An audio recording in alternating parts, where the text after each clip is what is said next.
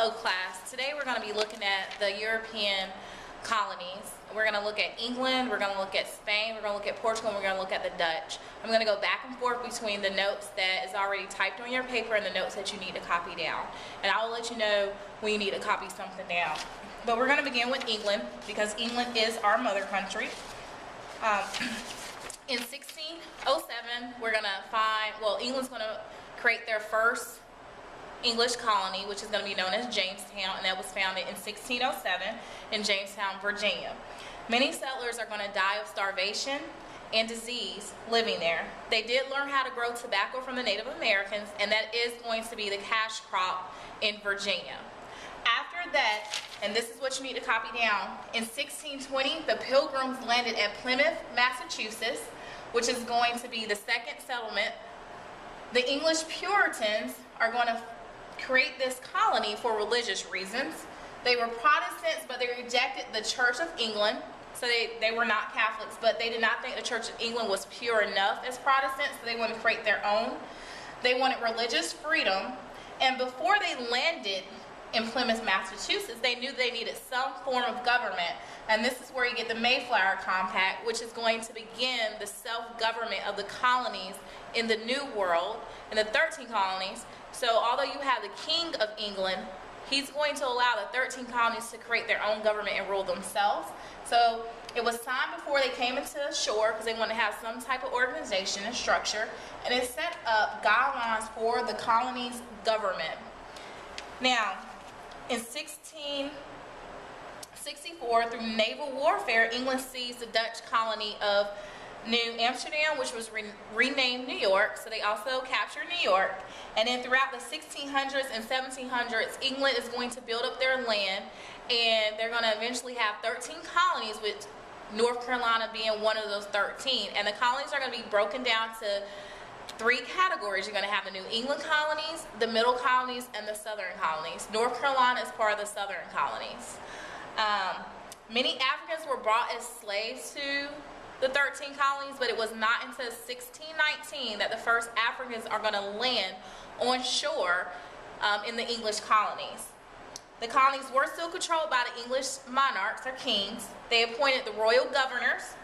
Parliament passed laws to regulate trade, which again, remember, they're still practicing mercantilism, where England was the main country that mattered as far as where the profits came, not the colonies. Colonies also had their own legislatures, which means their own law-making bodies where they were able to make their own laws and government, although they did have a king that oversaw the colonies to advise the royal governor. The next colony that we're going to look at is Spain. Excuse me, not the next colony, the next European country that we're going to look at is Spain.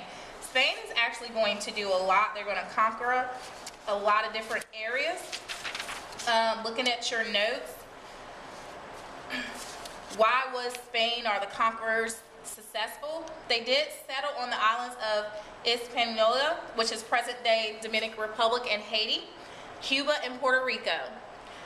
They stole and forced Native Americans to mine for gold because that was their main purpose of going to the New World. They were looking for gold. While they were there, they did spread disease. Europeans were carriers of smallpox, measles, and the flu. Native Americans had no immunity to those diseases, meaning they had never been exposed to those diseases, so they had no way of fighting back. Their body had no way to resist those diseases because their body had yet to be exposed to it. The population of Native Americans is going to decrease 90% in the 1500s. And we already talked about Hernan Cortez and how he conquered the Aztecs and took over that area in Mexico. We talked about Pizarro, how he took advantage of the Inca Civil War to gain power. So what was their reasons for success? And this is what you need to copy down. Reasons for the success is, despite being outnumbered, it was hundreds of Spanish versus millions of Native Americans. The Native Americans still lost because the Spanish still easily conquered them. They had a better military technology. There was also division among the Native Americans, and then of course you're going to have disease, which we already discussed that.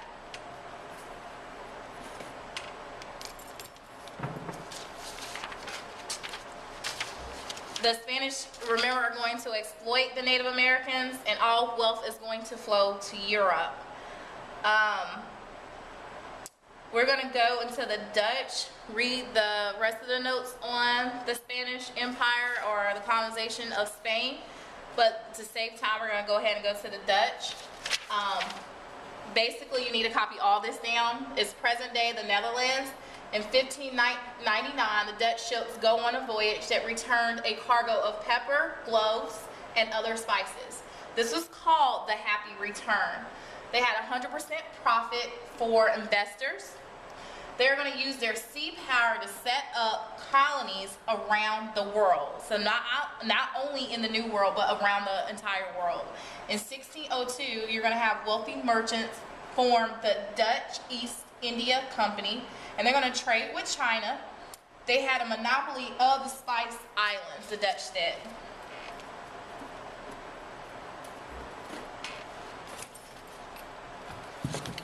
They used military force and alliances with local rulers to gain advantage over the Portuguese. So eventually the Dutch is going to be very wealthy and powerful country in the 1600s. The next country that you should read over, I didn't have you write anything down, is France. France is going to colonize Canada, and they're going to call it the New France. They also going to build their first permanent settlement in Quebec, where missionaries try to convert Native Americans to Christianity because they're trying to spread Christianity again. That was one of their #1 reasons for exploring these new areas. Their territory is going to spread from Quebec, the Great Lakes, down the Mississippi River, Louisiana, and all the way down to the Gulf of Mexico, which is not going to last long because Napoleon is going to sell the Louisiana Purchase to the United States. So that's why all those areas will eventually become part of the United States. They sent more settlers to New France, which again is Canada. But that is really all that's written about France. And I hope you have a better understanding of the 4 European powers that I wanted to look at for today's lecture. Thank you.